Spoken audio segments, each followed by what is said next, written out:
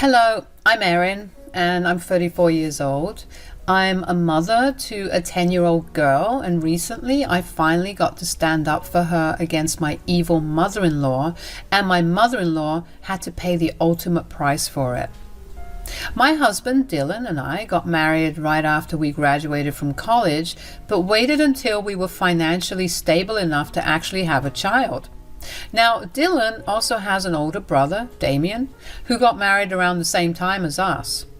Damien had a son, Joe, about a year before I had my daughter, Hazel. Since Joe was the first grandbaby to Dylan's mom, Camilla, he got pampered a lot, especially in the first year of his life.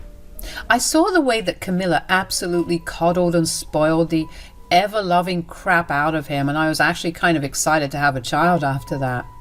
I had no parents, considering they both passed away while I was in college, so I felt happy knowing that my child would have at least one grandmother who would spoil her senseless.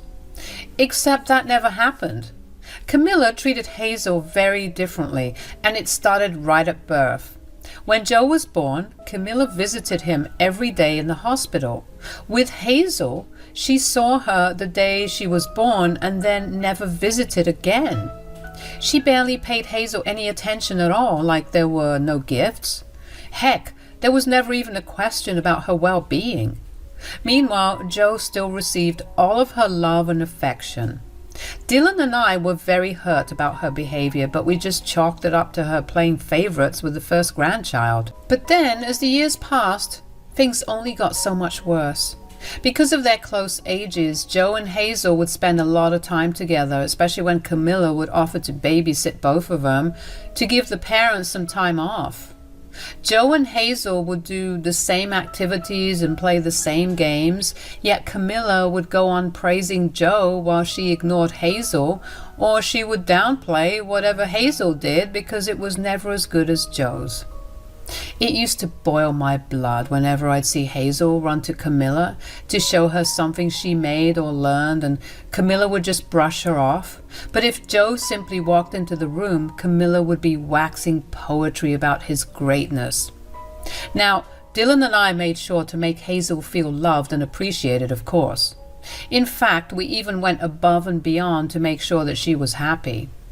But this went on for 10 years. I never confronted Camilla because I always managed to make Hazel feel better, and I stopped letting Hazel be around Camilla too much. That didn't stop Camilla from still being critical of Hazel. But Dylan usually handled the situation and would tell Camilla to be nicer. Anyway, everything came to a head on Camilla's birthday. She invited the entire family over to her place for lunch. As a gift, Hazel made Camilla a painting of the two of them in the park, playing on the swings. That day was the only day that the two of them spent time together without anyone else, and it clearly had a special place in Hazel's heart. I knew that Hazel would be devastated if Camilla did not appreciate it. But most of all, I knew that I'd lose my head if Camilla didn't. Camilla greeted us at the door when we arrived. "Happy birthday, Camilla." Thanks. How are you guys doing?" "Everything's going great. How are you doing?" "I couldn't be happier. My family's here and we're celebrating me." "Speaking of celebrating you, Hazel made you something." "Did you now, Hazel?" "Yes, Grandma. It's not very pretty or anything." "Darling, it's gorgeous. Just give it to Grandma. I'm sure she'll appreciate it." "Yeah, show me." "Here you go. Happy birthday, Grandma." "Oh, it's a painting. You know, Joe just made me a painting too, and let me tell you, that boy is great with his colors." "Okay, but do you like Hazel's painting for you?" "Yes, I mean, it's quite okay. I wouldn't say it was worth putting in the fridge, because if I did that, then Hazel would be put to shame when anyone saw Joe's painting." "Okay, that's enough. Hazel, go play with Joe. We need to talk to Grandma." "Yes, Dad." "Why are you always so mean to Hazel, Camilla?" "I'm not being mean to her. I didn't say a mean word against her painting at all, even though I had so many things to critique about it." Why are you constantly comparing her to Joe? She's done nothing but try her hardest to impress you, and all you do is make her feel like crap for it. I'm not comparing anyone to anyone. All I'm doing is stating facts. And the fact is that Joe is better than Hazel at most things. Look, I can't tell you what opinions to have, but the least you could do is keep them to yourself. Every time you compare Hazel to Joe, she feels so sad and upset with herself. If you keep glorifying her every deed, she's never going to learn. She can always deal with some criticism, and in fact, learning to deal with criticism is a very important life lesson. Sure, but I never see you criticize anything that Joe does. That's so unfair to Hazel. Life's unfair. Get used to it. You know what? Since you're so hell-bent on comparing Hazel and Joe together, I simply won't let you meet Hazel. She doesn't deserve a grandmother who doesn't love her and constantly makes her feel bad about herself. You can't stop me from seeing my grandchild. Son, say something. No, Mom, Erin's right. You need to apologize and show us that you're willing to treat your grandchildren equally. And only then we'll let you see Hazel. Camilla couldn't believe that we were standing up to her. We called Hazel back to us and we left the party shortly after that. We did get a few texts from some family members telling us that we were jerks for leaving so soon and causing a scene, but none of them saw how crumpled Hazel's face looked when Camilla dismissed her painting altogether and compared it to Joe's. Dylan and I ignored all the texts we got about us leaving, and eventually people stopped bothering us. About a week and a half after Camilla's birthday, Camilla finally called me. I was tempted to not answer the call, but decided to be the bigger person and give her a chance. Hello, Erin. Hi, Camilla. What's going on? Oh, nothing. Just wanted to call and see if you were still mad at me. I wouldn't say that I'm mad, but I am upset with you. Look, I've been giving it some thought and I realize that I may just have been a tad bit mean to Hazel. A tad bit? You were a lot mean. To the point where Hazel simply doesn't do anything on her own because she's so worried about how bad she is. Oh my, that is not what I wanted to do at all. Yeah, so maybe you owe her an apology more than me. I agree. Anyway, I was only calling you because I had an idea of how I could make it up to her. Oh, really? How? Well, I was thinking of taking Joe on a ski trip in the first week of next month. I've already rented a lodge and we'll be going by car, so there's plenty of room for Hazel if she wants to join in. You want to take her on a trip? Just her? Well, I figured it would be a great way for us to bond and for me to make amends for how rudely I treated her. I don't know if that's a good idea. Why not? You wanted me to make amends, and when I'm trying, you have an issue with it? Look, in our presence itself, you treat her so badly. Who's to say that you won't treat her the same or even worse when Dylan and I aren't around? I know this is a trip that you want to use as a way to make up to Hazel, but this is a big jump. Are you trying to say that you don't trust me?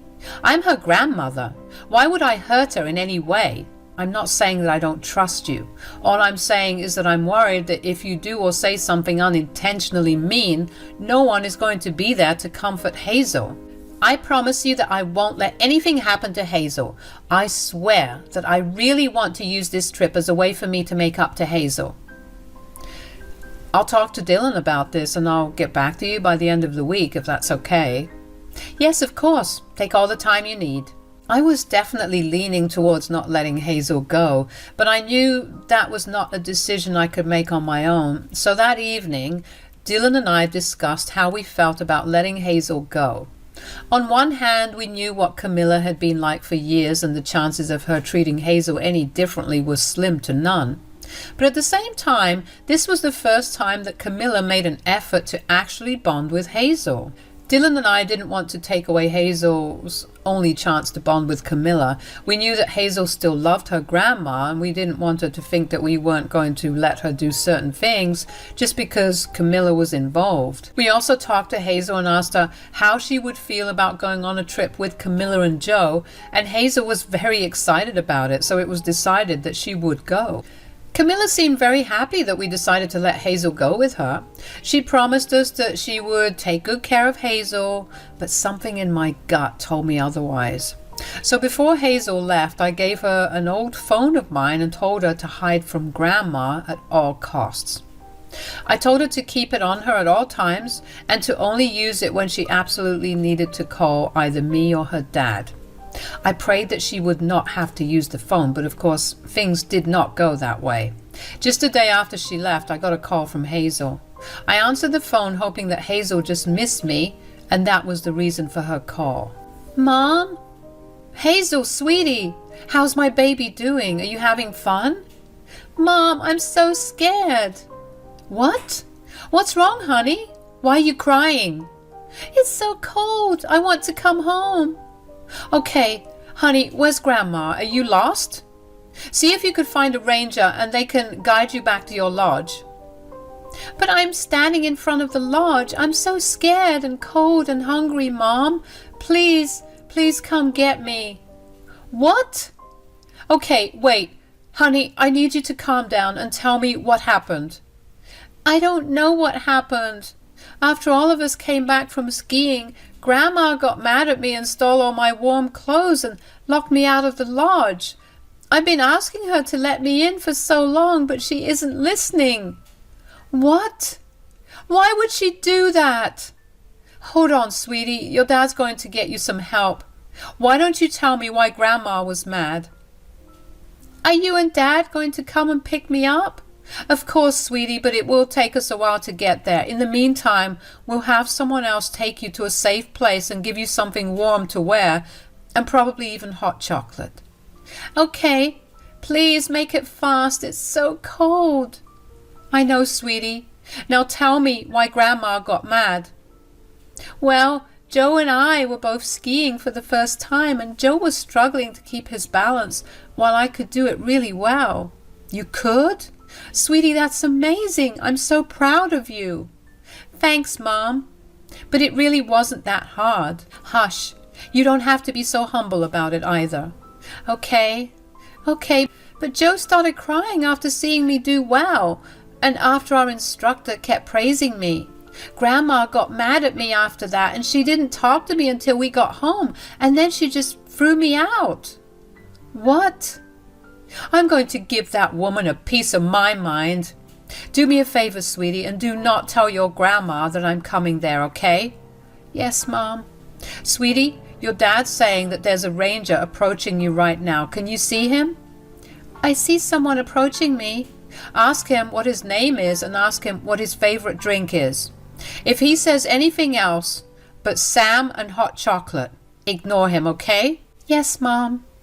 Okay. His name is Sam, and he loves hot chocolate. Should I go with him? Yes, sweetie. Take care and keep me updated, okay? Yes, Mom. My heart was racing as soon as Hazel ended the call. How could Camilla do that to a child?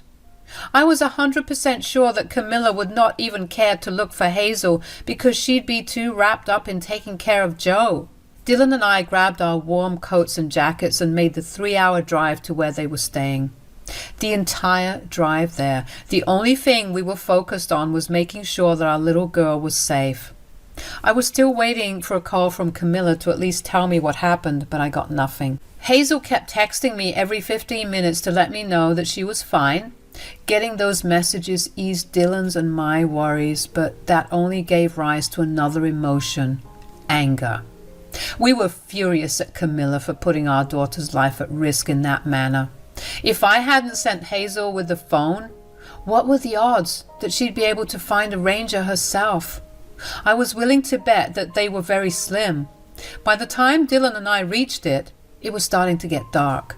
I told Dylan to find Hazel and wait in the car for me while I dealt with Camilla.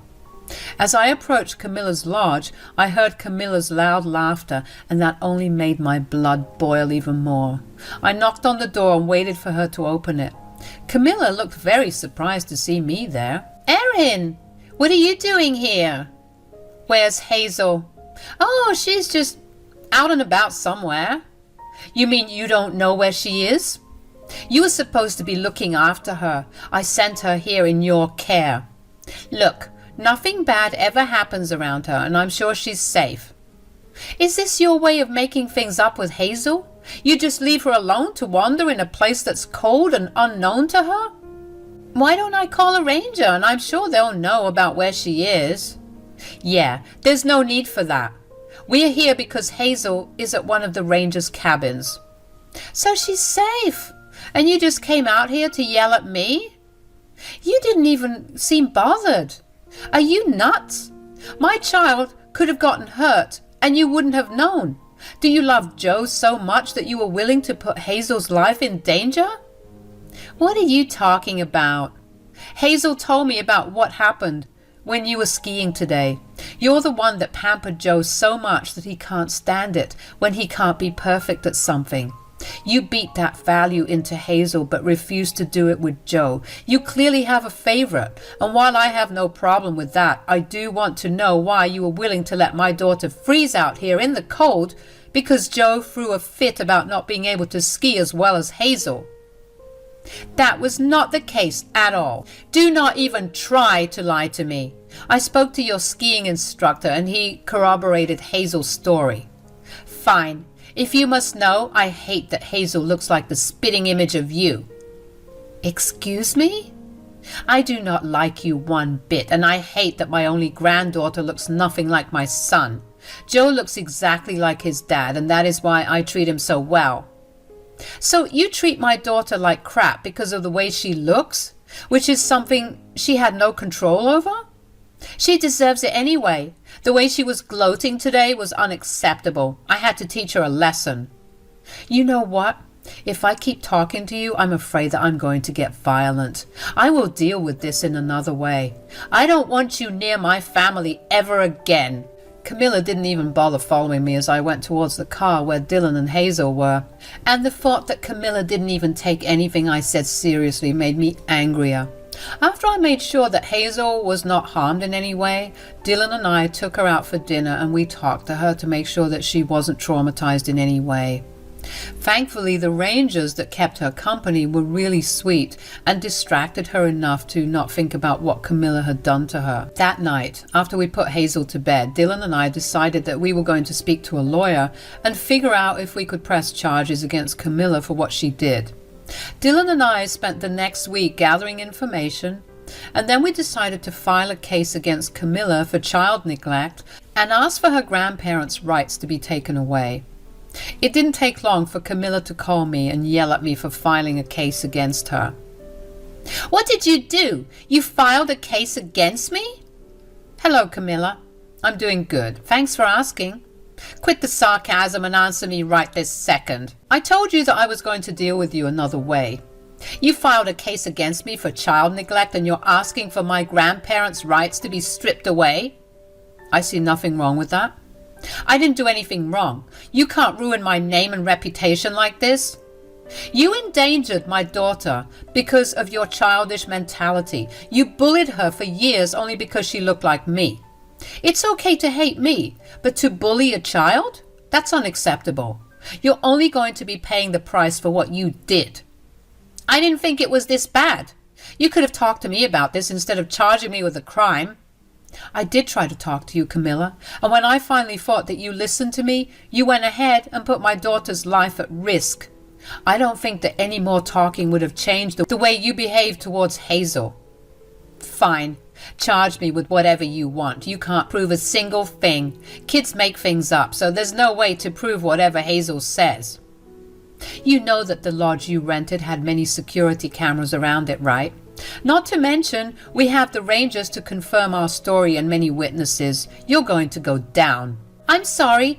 Please, I promise I'll be better. I doubt that. Why don't you use this time to think about how to be a better person and why what you did was wrong? I'll see you in court. Nothing made me feel better than hearing Camilla beg me to go easy on her and drop the charges. But dropping the charges would not only tell Camilla that I would let these kinds of behavior go, but it would also tell my daughter that I wasn't there for her. And I would never send either of those messages. Over the next few weeks, I went to court a lot. The jury and the judge looked appalled when they heard what Camilla had done to Hazel. It's safe to say that Camilla had a very hard time defending herself because she didn't actually cause any harm to Hazel. She was charged with a pretty heavy fine and was given a restraining order from my family. She was also stripped of her grandparent rights. It was so satisfying to watch Camilla break down when she heard her verdict.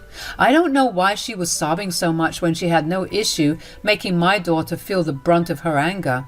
Nobody in the courtroom felt an ounce of pity for her, and that, in my book, was a win. Camilla did call us again after the hearing, but Dylan told her to stay away from us for good. She once again cried and begged us to let her make things right with Hazel again, but why would we let her do that again when she showed us what making things right was, according to her? Not to mention my daughter absolutely hates Camilla and doesn't want anything to do with her. Now, don't you worry about my daughter's newfound talent.